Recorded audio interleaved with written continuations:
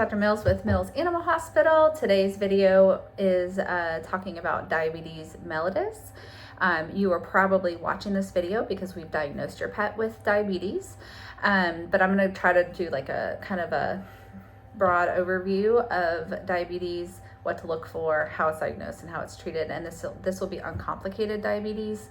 So essentially with diabetes, what's happened is the pancreas, well, there's two things. Most commonly, the pancreas just gave up. It's not producing insulin anymore, and now the cells that require sugar to metabolize, they need insulin to help the sugar get into the cell. If insulin's not available, then the cells start to starve, essentially. So what you will see at home to start would be essentially, you can see weight loss, you can see muscle atrophy. They'll start to drink a lot and pee a lot because the sugar's gotten so high. See, the sugar gets high in the bloodstream because it's not being pulled into the cells. And when the sugar gets high into the bloodstream, it spills over through the kidneys into the bladder, and then fluids just follow it. So everything they're drinking is just coming right out. So they're drinking a lot, they're peeing a lot, they might start urinating in the house. Losing weight, muscle atrophy. Usually they're actually really hungry too, but this is before it becomes complicated. This is in the beginning stages. They'll be hungry, but they're losing weight anyways. Very easy to diagnose. Simple test to look at the level of glucose in their body, as well as the amount in their urine.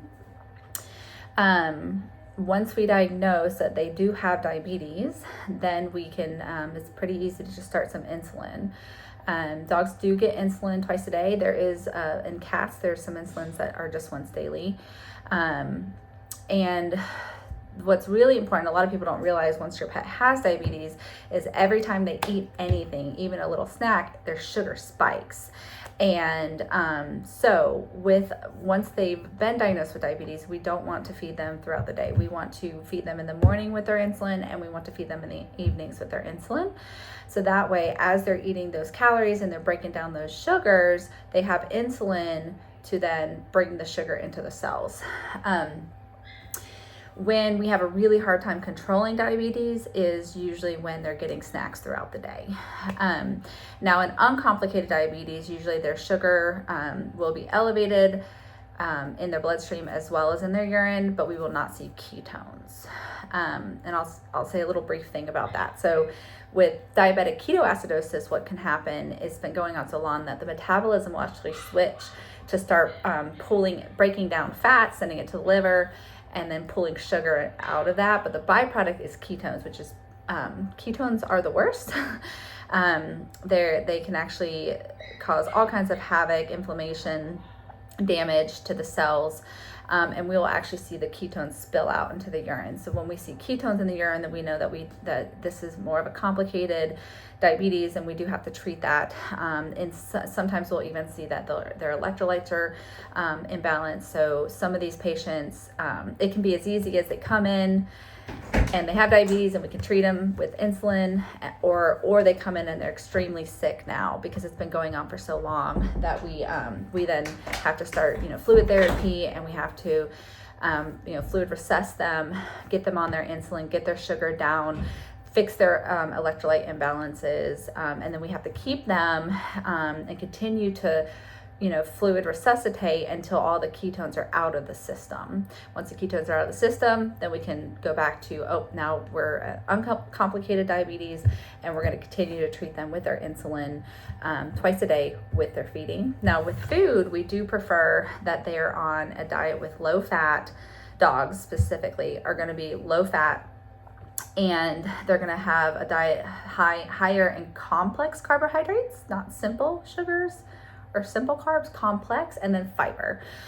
And then cats are different. I'll do another video on cats. This one is just for dogs. Diabetics typically will have concurrent conditions such as they're actually really predisposed to having urinary tract infections because bacteria love sugar, and sugar is now in their bladder where it does not belong, and bacteria have a party in there because there's all this sugar to eat. So a lot of times we always recommend that we culture their urine upon diagnosis, but also that we recheck a culture every 3 to 6 months, even when they're controlled, just to make sure that they're not getting a urinary tract infection. Because even when they're controlled, they can still sometimes have urine, glucose spill over into their urine. And so they're still going to be predisposed to those urinary tract infections. All diabetes patients should be, have frequent lab work done every 3 to 6 months, depending on where they are in the diagnosis. But ultimately, so that we can determine whether or not they're on the correct insulin dose, we have to do what's called glucose curves. Now, you as a client, as a pet owner, you can purchase a glucose monitor at home, and you can do these yourself, and then report those numbers to us. And typically what we do is we check the sugar every 2 hours for about 8 hours, 8 to 12 hours, so that we can see where are we in the day, what's our highest, what's our lowest, and then that helps us determine if we need to make adjustments to the insulin. And then if they are controlled, we can do fructosamine levels, which gives me an average sugar over about a 3-week span. However, that test doesn't give me my highs and my lows. It just gives me my average. So sometimes it can be skewed.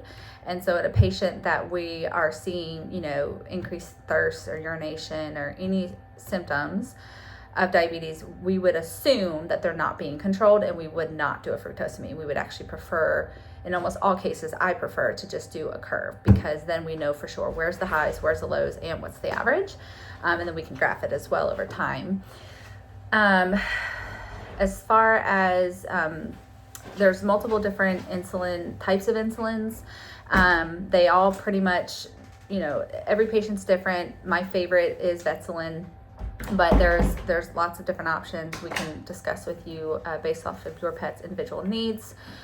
And I'll make another video about complicated diabetes, specifically diabetic ketoacidosis. Because that's a much more kind of dangerous presentation that a diabetic can come in as. But if you guys have any questions about uncomplicated diabetes mellitus, please let me know. You can email me, you can call us, or you can message us. Have a great day. Bye. Hey, it's Dr. Mills with Mills Animal Hospital. I'm actually tagging this video onto the last video about uncomplicated diabetes mellitus. I forgot to mention insulin resistance. So I said that there's 2 ways that they would get diabetes. One is their pancreas just stops working and is not producing insulin. And then the other way is that they can actually have an insulin resistance, which is not as common in dogs. But in that situation, what's happening is either they have increased metabolism of the insulin, so it's not making it to the cell to let the sugar in, or there's like anti-insulin antibodies that the body makes, almost like an autoimmune, like anti-insulin antibodies that is attacking the insulin. But either way, in that situation, the pancreas is producing insulin, but there's something happening between the time it goes from from the pancreas to the cells, in which it's not making it. And still, typically what we have to do to figure that out is we start them on the insulin like we would any other patient. And then as we're going up, if we fail to control the diabetes and get the sugar under control, then we start to suspect that this could be an insulin resistance. And then there's some blood tests that we can do looking for the insulin antibodies. And then there's some other things that we can do as well. Just wanted to kind of mention that. It is not as common, like I said, as the initial presentation, but wanted to tag this video on to the last one. You guys take care. Bye.